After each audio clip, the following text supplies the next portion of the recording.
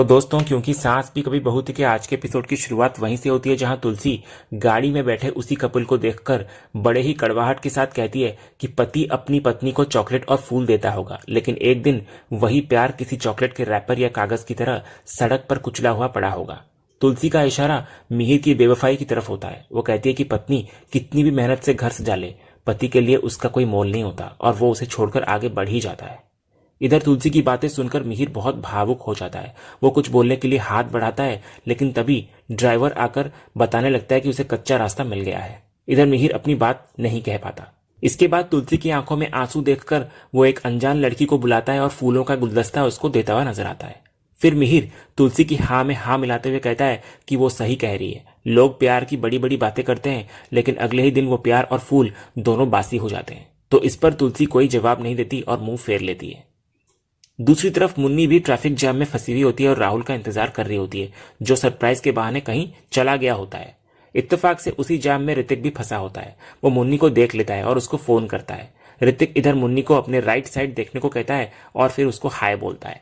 इसके बाद ऋतिक बताने लगता है कि वो मुन्नी के ऑफिस ही आ रहा था ताकि कुछ जरूरी पेपर्स और अप्रूवल दिखा सके और पिछली बार जैसी गलती ना हो।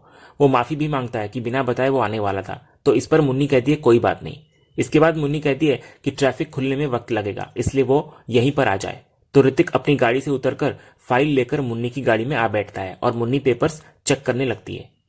दूसरी तरफ ट्रैफिक जैम में फंसी एक लड़की अपने बॉयफ्रेंड पर जोर जोर से चिल्ला रही होती है। उसे शक होता है कि लड़का उसको चीट कर रहा है। वो पूछती है कि अभी किसका फोन आया था, तो लड़का समझाने की कोशिश करता है कि वो उसकी कॉलेज की दोस्त थी, लेकिन लड़की तंज कसती है कि वैलेंटाइन डे के दिन कौन सी दोस्त फोन करती है।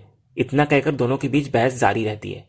दूसरी तरफ मिताली भी अपनी गाड़ी में जैम में फंसी होती है। तभी रेडियो पर खबर आती है कि न्यू लिंक रोड पर एक ऑयल टैंकर पलटने की वजह से जाम लगा है और इसे खुलने में अभी आधा घंटा और लगेगा। ये सुनकर मिताली बहुत चिढ़ जाती है, लेकिन जब उसकी नजर उस लड़ते हुए कपल पर पड़ती है तो वो खुश होती है और कहती है चलो कम से कम यहाँ थोड़ा बहुत एंटरटेनमेंट तो है। उसे दूसरों की परेशानी में मजा आने लगता है। तभी इतने में एक लड़की मिताली को लाल गुलाब बेचने आती है। वो जिद करती है कि मिताली ने लाल ड्रेस पहनी है तो लाल फूल भी ले ले, लेकिन मिताली गुस्से में उसको छिड़क देती है और अपना व्यू खराब न करने को कहती है। तो लड़की भी उसे बदतमीजी न करने की नसीहत देकर वहां से चली जाती है। दूसरी तरफ ऋतिक का फाइल चेक करने के बाद मुन्नी बताती है कि सब कुछ ठीक है, अब कोई प्रॉब्लम नहीं होगी। ऋतिक इस पर उसे थैंक यू कहता है। फिर जैसे ही मुन्नी फाइल वापस देने लगती है, वो गलती से गाड़ी में नीचे गिर जाती है। फिर दोनों उसको उठाने के लिए एक साथ झुकते हैं और उनका सिर आपस में टकरा जाता है। तो इधर ऋतिक मजाकिया अंदाज में पूछता है काला कुत्ता तो नहीं है, कहीं काटेगा तो नहीं। फिर दोनों हंसते हुए फाइल को उठाते हैं। इसके बाद ऋतिक अपना काम खत्म करके गाड़ी से उतरने ही वाला होता है कि तभी राहुल वहां आ धमकता है। ऋतिक को अपनी सीट पर बैठा देख वो हैरान होता है और पूछता है कि ऋतिक उसकी जगह पर क्यों है। तो इस पर ऋतिक बोलने लगता है कि वो फाइल चेक करवाने आया था। फिर राहुल पीछे वाली सीट पर बैठते हुए कहता है कि वो सरप्राइज देने के लिए केक लेने गया था, लेकिन मुन्नी और ऋतिक को साथ देखकर वो खुद ही सरप्राइज हो गया। उसका शक साफ झलकता है। तो मुन्नी तुरंत सफाई देती है कि उसने ही ऋतिक को काम के लिए बुलाया था, क्योंकि वो ऑफिस जा रहा था और उसे यहां दिख गया। इसके बाद ऋतिक गाड़ी से उतरने की कोशिश करता है, लेकिन पास ही एक और गाड़ी आकर खड़ी हो जाती है, जिससे वो दरवाजा नहीं खोल पाता। तो पीछे बैठे राहुल को मौका मिल जाता है और वो ऋतिक पर तंज कसता है कि तुम तो कबाब में हड्डी की तरह अटक गए हो। तो मुन्नी इधर तुरंत बात को संभाल लेती है और इसे राहुल का मजाक बताती है। तो राहुल भी कहता है कि वो मजाक कर रहा था, रिलैक्स। इसके बाद मुन्नी ट्रैफिक की भीड़ देखकर कहती है कि आज वैलेंटाइन डे है, इसलिए लोग प्यार के चक्कर में क्या क्या करते हैं। तो ऋतिक उसे देखकर कहता है कि करना भी चाहिए, प्यार के बिना लाइफ क्या है, प्यार बहुत जरूरी है। तभी राहुल मौके का फायदा उठाता है और पीछे से तंज कसता है। वो ऋतिक से कहता है कि तुम भी तो अपनी पत्नी को मिस कर रहे होगे ना।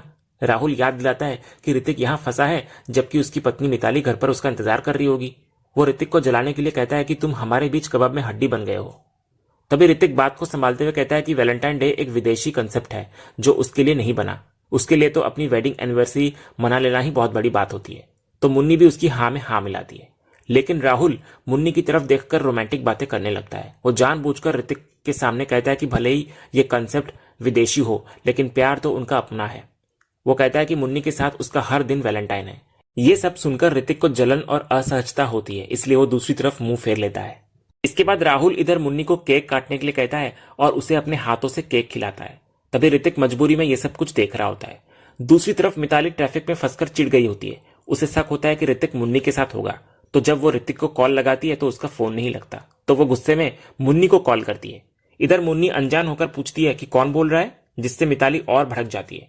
वो मुन्नी से ऋतिक को फोन देने को कहती है। तो ऋतिक जैसे ही फोन लेता है मिताली उस पर बरस पड़ती है कि उसका फोन क्यों नहीं लग रहा और वो वहां मजे कर रहा है जबकि मिताली ट्रैफिक में सड़ रही है। इतना कहकर गुस्से में वो फोन काट देती है।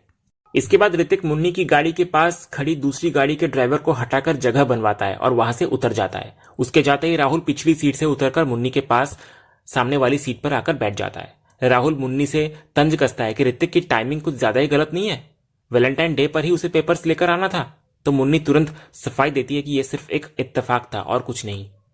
दूसरी तरफ ऋतिक गाड़ी से उतरकर एक बार फिर मुन्नी की तरफ मुड़कर देखता है और फिर वहां से निकल जाता है।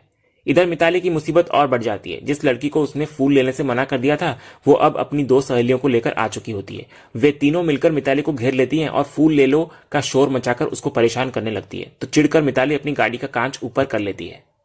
दूसरी तरफ मिहिर और तुलसी की गाड़ी भी ट्रैफिक में बुरी तरह फंसी हुई होती है और ड्राइवर बताने लगता है कि जैम बहुत ज्यादा है, गाड़ी हिल भी नहीं रही। तभी तुलसी को मिहिर की सेहत की चिंता होने लगती है। वो सीधे मिहिर से बात करने के बजाय ड्राइवर को संबोधित करते हुए पूछती है कि तुम्हारे साहब की दवाई का टाइम हो गया है। तो मिहिर ये सब सुन लेता है और तुलसी को टोकते हुए कहता है कि वो ड्राइवर के जरिए क्यों बोल रही है, उसे डायरेक्टली भी तो बोल सकती है। तब तुलसी मिहिर की आंखों में देखकर कहती है कि उसकी दवा का समय हो गया है। इसके बाद मिहिर अपनी लापरवाही दिखाते हुए बहाना बनाता है। वो कहता है कि वो खाली पेट दवा कैसे ले सकता है, उसने अभी तक कुछ खाया भी नहीं है। तो तुलसी उसकी इस लापरवाही पर नाराज होती है लेकिन अपने पास रखा बादाम का डिब्बा उसको देती है खाने के लिए। वो मिहिर को सख्ती से कहती है कि पहले बादाम खाए और फिर उसके बाद अपनी दवा ले ले। तभी इतने में मिहिर के फोन पर एक कॉल आता है। फोन एलिमेंट रेस्टोरेंट से होता है। रिसेप्शनिस्ट बताती है कि मिहिर के नाम पर एक टेबल बुक है और उसके कार्ड से पेमेंट भी हो चुका है, इसलिए वे जल्दी आ जाएं। ये सुनकर मिहिर के पैरों तले जमीन खिसक जाती है। वो हैरान होकर पूछता है कि उसने कब कार्ड से पेमेंट किया। उसे समझ नहीं आता कि आखिर उसके कार्ड का इस्तेमाल किसने और कब किया। दूसरी तरफ Noyna element resto king restaurant पहुंचती है और रिसेप्शनिस्ट से मिहिर वीरानी के नाम की बुकिंग पूछती है। तो रिसेप्शनिस्ट उसे एक बेहद खूबसूरत और सजा हुआ टेबल दिखाती है जो मिहिर ने बुक किया होता है। नॉयना इतना रोमांटिक सेटअप देखकर हैरान हो जाती है। उसके मन में सवाल उठता है कि मिहिर ने यह सब किसके लिए किया। उसे यकीन नहीं होता कि यह तुलसी के लिए हो सकता है। वो खुद को समझाती है कि मिहिर तो कंसाइनमेंट के काम से गया है, शायद ये सब उसके लिए हो। फिर सच्चाई जानने के लिए नॉयना मिताली को फोन लगाकर पूछती है कि क्या ऋतिक मिहिर के साथ है। नॉयना को उम्मीद होती है कि मिहिर ने वैलेंटाइन डे का प्लान उसके लिए बनाया होगा, लेकिन मिताली उसे एक बहुत बड़ा और कड़वा सच बताती है। वो कहती है कि ऋतिक तो मुन्नी के साथ है और मिहिर अंकल तुलसी आंटी के साथ अकेले हैं। फिर मिताली नॉयना को आईना दिखाते हुए कहती है कि आपका पोपट हो गया मासी। मिताली साफ शब्दों में नॉयना को बताती है कि मिहिर अंकल ने उसे चकमा दे दिया है। वो कहती है कि नॉयना की और उसकी कहानी बिल्कुल एक जैसी है, दोनों की किस्मत में प्यार नहीं है। फिर मिताली नॉयना के दुख पर नमक छिड़कते हुए कहती है कि उनका सीन तो उससे भी ज्यादा बुरा है क्योंकि मिहिर ने वो टेबल नॉयना के लिए बुक नहीं किया है। ये सुनकर नॉयना का दिल पूरी तरह टूट जाता है। इसके बाद मिताली नॉयना को सलाह देती है कि अकेले रोने से अच्छा है कि वे दोनों साथ मिलकर अपना दर्द बांटें। वो नॉयना को अपने पास बुलाती है ताकि वे अपना वैलेंटाइन ना सही गैलेंटाइन डे मना सके। नॉयना फोन रखकर टूट जाती है और सोचती है कि मिहिर उसके साथ ऐसा कैसे कर सकता है। दूसरी तरफ मिहिर तुलसी को भी बादाम खाने के लिए कहता है ताकि उसका दिमाग तेज हो। तो तुलसी तंज कसती है कि अगर उसने पहले बादाम खाए होते तो आज उसकी ये हालत नहीं होती, लेकिन मिहिर को तो उसे खिलाने की फुर्सत ही नहीं मिली। फिर मिहिर माहौल हल्का करते हुए कहता है कि अब तो वो खाती होगी और उसका सेंस ऑफ ह्यूमर भी सुधर गया है। फिर मिहिर एक और बादाम मांगता है और तुलसी उसको देती है। फिर मिहिर प्यार से अपने हाथ से तुलसी को बादाम खिलाने की कोशिश करता है तो तुलसी उसको घूरने लगती है, जिससे मिहिर चुपचाप अपना हाथ पीछे खींच लेता है। फिर जब तुलसी गाड़ी में आराम करने लगती है तो मिहिर उसको निहारता रहता है। वो मन ही मन सोचता है कि भले ही यह परफेक्ट वैलेंटाइन डे ना हो, लेकिन वो ऐसा ही कुछ अपने प्यार के साथ चाहता था, खामोशी और सुकून। वो तुलसी को देखकर मुस्कुराने लगता है। तभी इतने में ड्राइवर बताने लगता है कि गाड़ी के डैशबोर्ड पर सिग्नल दिखा रहा है कि टायर पंचर है। तो तुलसी ये सुनकर परेशान हो जाती है कि बस यही बाकी रह गया था। मिहिर भी कहता है कि पहले ही ट्रैफिक जाम है और ऊपर से ये नई मुसीबत, अब वे क्या करें। दूसरी तरफ अंगद वृंदा को बता रहा होता है कि उसने माँ से परमिशन ले ली है और बच्चे भी समझ जाएंगे, इसलिए वे दोनों वैलेंटाइन डे पर बाहर जा सकते हैं। तो वृंदा थोड़ा संकोच करती है, लेकिन अंगद उसे प्यार से समझाता है कि आज का दिन सिर्फ उनके लिए है। इसके बाद वृंदा बच्चों को ढूंढने लगती है, लेकिन बच्चे कहीं नहीं होते। तो अंगद उसे पीछे से पकड़ लेता है। वो खुलासा करता है कि उसने बच्चों को वृंदा की माँ के घर छोड़ दिया है ताकि वे दोनों अकेले वक्त बिता सकें। अंगद फिर मजाकिया अंदाज में कहता है कि आज उसकी माँ बिजी थी लेकिन वृंदा की माँ फ्री थी, इसलिए बच्चे वहां हैं। इसके बाद अंगद वृंदा के लिए एक खूबसूरत गजरा लेकर आया होता है। वो बड़े प्यार से उसे वृंदा के बालों में लगाता है। फिर वो वृंदा को गोद में उठाकर कमरे के अंदर ले जाता है और सारे दरवाजे खिड़कियां बंद कर देता है। माहौल को और रोमांटिक बनाने के लिए वो गजरे को निकाल लेता है और उसके फूलों की पंखुड़ियां वृंदा पर बरसाने लगता है। दोनों के बीच रोमांस और प्यार भरी बातें होती है और दोनों प्यार भरे पलों में खो जाते हैं।